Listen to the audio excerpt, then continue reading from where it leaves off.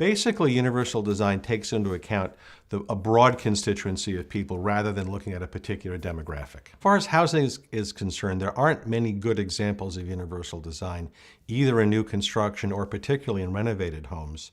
And that's why this design competition is so important. We want to get a good example of a renovated, universally designed home out there so both professionals and consumers can see what it's like. We need to change the paradigm of how we design homes, taking a holistic look at a person's journey through life, providing a better quality of life. The presenters of the competition, AARP, the AARP Foundation, Home Matters, and Wells Fargo all want this competition to have three key features. One is affordability, the other is replicability, and the third is appeal to mainstream audiences. My advice to competition entrants is to put aside some of your assumptions about what you know about housing and your beliefs of standard housing, and really get creative with this. Let's take a look around the house to see what we've got to work with.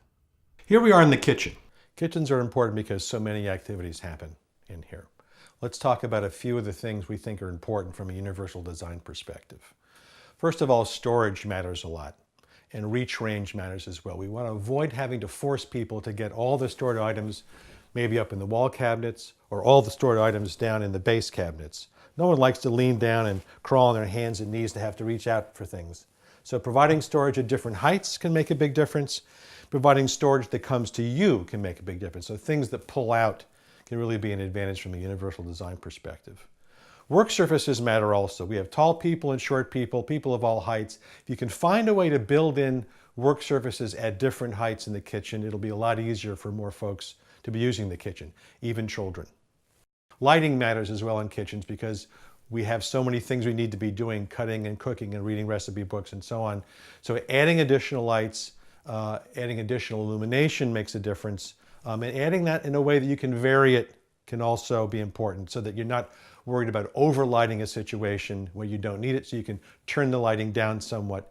LED lights obviously is part of the revolution these days that people can use in many spots throughout the kitchen. Another area where reach ranges comes into play is with appliances. So if you're including a stove or a range in here, try to help people avoid burning themselves by reaching over hot burners or hot cooking items by locating the controls in a place that can be easily reached. On the other side of the kitchen, when we have the faucet, think of a way that people can operate the faucet without having to pinch their hands or grasp the faucet handle with an amount of force that might be challenging or difficult for them to do. Reach ranges matter in every room of the house, whether you're talking about light switch heights, storage, or in this case, the thermostat height. This thermostat, we're now in the living room, is about 56 inches high. We'd really like to have that no more than 48 inches high so that everybody can reach it who needs to. Another area where dimensions matter is in door width. We'd like to be able to have people maneuver into and through doors and down hallways as easily as possible. So having a door that's at least 32 inches wide, clear opening matters. And I'm showing you the clear opening here with my tape measure. Less than 30 inches in clear opening here. Maximize that as whenever you can. And in this hallway, you see there's lots of doorways penetrating the hallway. You have to really figure a way to manage the circulation and the paths of travel into and out of each of the rooms. When you're renovating a bathroom for universal design, it tends to be the one room in the house where you may need to add space. The bathroom in this house is no exception. You've got a classic 4-foot wide by 8-foot long bathroom, which is quite tight. You've got a 22-inch wide door, which is very narrow indeed. And the design teams will have to be figuring ways to adapt and accommodate the size requirements for universal design with the constraints they have in this bathroom. Another thing they'll have to be thinking about is are you going to be including a tub versus a shower in the bathroom? Some people prefer tubs. Tubs can be more difficult to get into and out of. Showers can be more convenient for more people, but I'd really recommend you consider a curbless shower so you don't have to step in and out of the shower over a curb to be using it, which is entirely possible to do.